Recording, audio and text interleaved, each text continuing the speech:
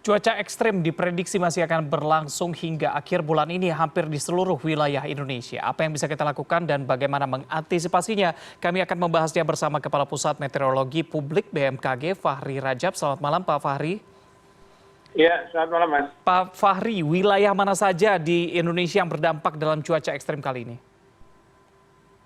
Ya, jadi dari hasil analisis terakhir yang dilakukan BMKG memang hingga 3 hari ke depan masih ada potensi hujan dengan intensitas sedang hingga lebat yang berpotensi mengakibatkan terjadinya banjir. Antara lain hujan lebat itu berpotensi terjadi untuk Jawa, hampir sebagian besar Jawa ya, terutama Jawa bagian barat, kemudian Jawa Timur bagian selatan, kemudian NTB, NTT, kemudian di Sumatera, terutama Sumatera bagian selatan, Kalimantan Barat, Kalimantan Selatan, Kalimantan Timur, Kalimantan Tengah, kemudian Sulawesi bagian utara, ya, Sulawesi Selatan bagian barat, Sulawesi Tenggara, dan juga di Maluku bagian utara. Nah, itu yang masih berpotensi terjadi hujan dengan intensitas sedang hingga lebat dalam 3 hari ke depan.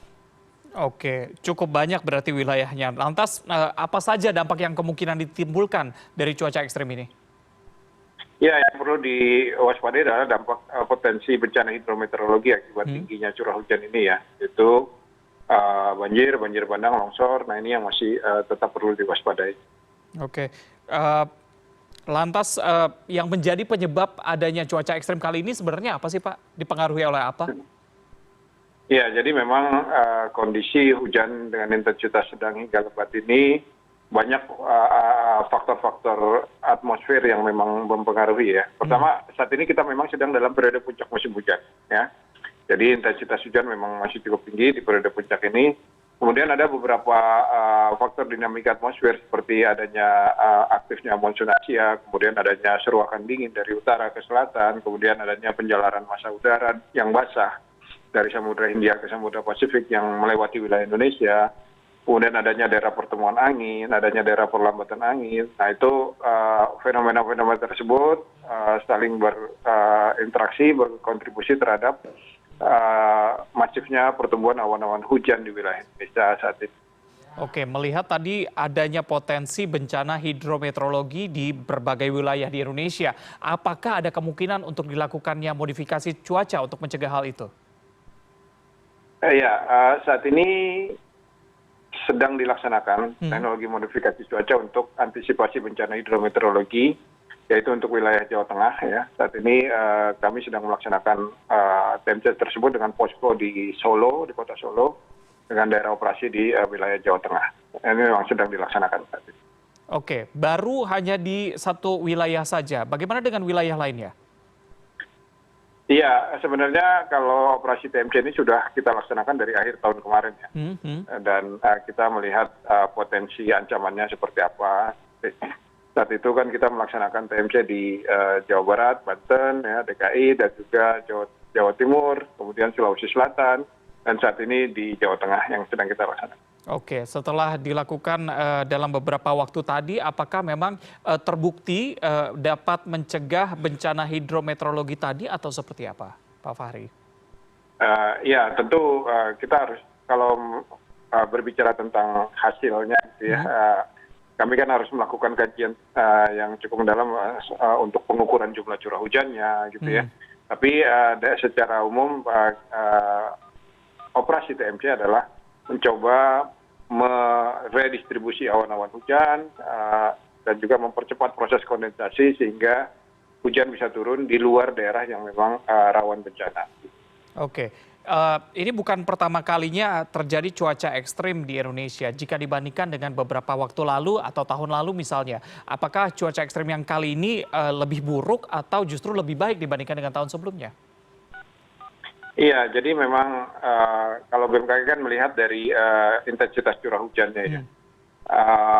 Kalau dibanding tahun lalu, memang jumlah curah hujan masih bervariasi dan sangat fluktuatif. Tapi kalau kita bandingkan dengan banjir besar di 2020, saat ini memang belum tercatat adanya hujan di Jawa ya, yang sampai dengan di atas 300 seperti itu. Kemarin sempat terjadi di Semarang.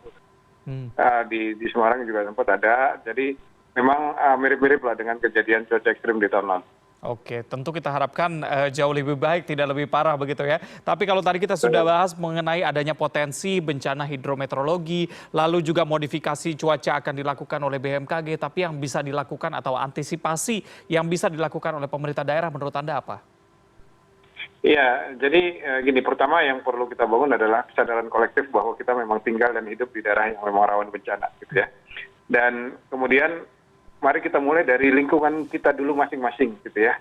Pastikan lingkungan kita dalam kondisi siap untuk menghadapi potensi bencana hidrometeorologi. Misalnya saluran air di depan rumah kita pastikan dalam kondisi bersih, siap untuk menerima dan mengalirkan air.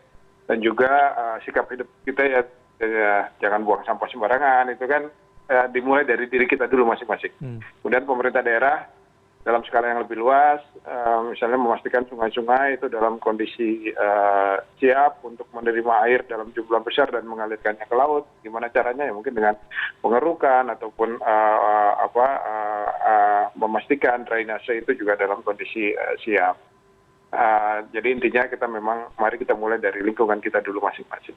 Oke. Tadi masyarakat juga harus berpartisipasi. Peran apa yang bisa dilakukan masyarakat untuk membantu mencegah ini menurut Anda, Pak Fahri? Iya, itu tadi dari lingkungan kita dulu gitu, dari sehari-hari cara hidup kita yang paling simpel misalnya, tidak membuang sampah ke saluran air, apalagi ke sungai. Itu dulu kita mulai dari kita dulu. Oke. Baik. Kehidupan pribadi memang harus diubah untuk membantu ini dan juga tadi Anda katakan bahwa kita harus ada kesadaran kolektif bahwa kita tinggal di daerah yang memang rawan terjadinya bencana begitu. Tapi apa yang harus dilakukan masyarakat ketika memang terjadi curah hujan cukup tinggi? Apakah kita harus panik begitu, terutama mereka yang tinggal di kawasan yang rawan banjir, atau justru cukup biasa saja karena memang tadi berbagai cara sudah dilakukan baik dari pemerintah daerah maupun dari BMKG untuk membantu mencegah terjadinya bencana hidrometeorologi ini? Iya, salah satu bentuk kesadaran kolektif kita tinggal dan hidup daerah rawan adalah mengenali lingkungan dulu. Ya. Kenali lingkungan daerah yang bahaya di lingkungan kita itu di mana, gitu ya, dan daerah amannya di mana, gitu ya. Nah itu mengenali lingkungan dengan baik itu bisa membantu kita dalam melakukan mitigasi bencana. Kemudian yang kedua terus memantau perkembangan informasi cuaca dari BMKG ya, dan mengenali juga kondisi-kondisi yang memang sudah sampai level bahaya, misalnya ketika hujan sudah turun terus-menerus lebih dari 3 jam. Atau apalagi sampai seharian hujan terus, 3 hari berturut-turut hujan terus gitu ya. Itu menjadi indikator kewaspadaan, bisa menjauhi daerah yang memang kita sudah tahu itu rawan gitu ya. Kemudian misalnya hujan sangat lebat sampai kita tidak bisa lagi, jarak pandang sangat terbatas ya karena hujan, tidak bisa lagi melihat 4 atau 5 rumah di sekitar kita gitu karena visibility ataupun jarak pandangnya terhambat akibat hujan. Itu juga bisa menjadi indikator kewaspadaan kita untuk menjauhi daerah-daerah yang sudah kita kenali sebagai daerah yang rawan. Oke, baik. Mungkin kalau lahan rumahnya sedikit lebih luas juga bisa ditambah lubang biopori mungkin untuk membantu penyerapan air. Tapi kita berlanjut, Anda kabarnya kan sekarang berada dan juga memantau F1 Powerboat gitu di sana. Melihat perakiraan cuaca hari ini, angin cukup kencang di sana dengan gelombang tinggi. Bagaimana dengan perakiraan cuaca untuk esok hari? Iya, jadi untuk esok hari di sekitaran Bali G dan Danau Toba, kami memperkirakan ada potensi hujan ringan itu di sore hari ya, sekitar jam 4, jam 5. Kemudian agak meningkat intensitasnya menjelang jam 7 malam, tapi kemudian masuk di malam sekitar jam 8 mulai mereda lagi. Angin bervariasi antara 5 hingga 10 knots atau 10 sampai 20 km per jam ya. Dengan arah juga yang cukup bervariasi dari utara, timur laut sampai tenggara. BMKG memantau terus kondisi di sana. Kita juga tempatkan personil di sana untuk bisa langsung menginformasikan cuaca secara lebih detail, lebih dini kepada penyelenggara lomba di sana. Baik, kita harapkan cuaca lebih baik pada esok hari begitu ya. Terima kasih Kepala Pusat Meteorologi Publik BMKG, Fahri Rajab sudah bergabung bersama kami di CNN Indonesia Prime News. Selamat malam.